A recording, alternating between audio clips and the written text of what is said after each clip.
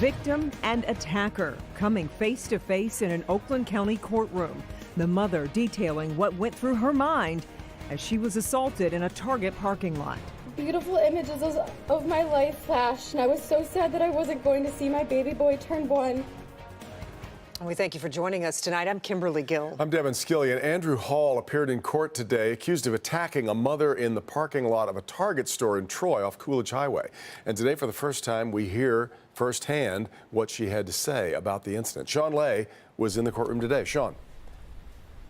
Devin, I don't think I've ever heard a courtroom erupt into absolute applause like it did today for Amanda Peshonik. She's the mom who was attacked right here in this Target parking lot right here in Troy. Happened last summer. She fought this huge guy off. Today, finally, sentencing day for him. She faced him. Her words absolutely courageous and inspiring. Let me show you.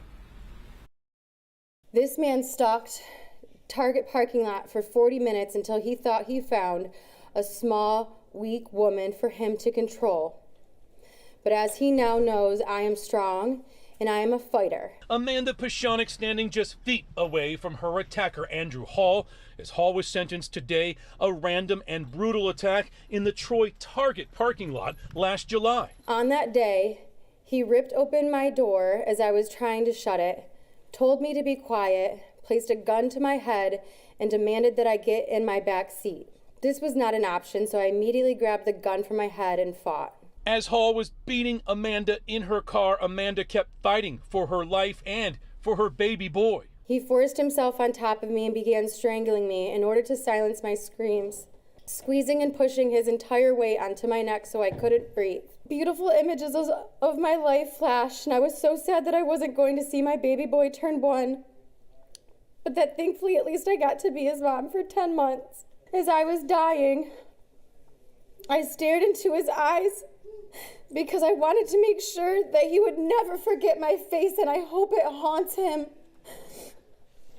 Because the thought of never seeing my loved ones again and being beaten and strangled to death by him haunts me every single day. Today, sentencing for Hall for Amanda, victory over what Judge Cheryl Matthews calls evil. I do, and I want you to know that your bravery is so inspirational to me.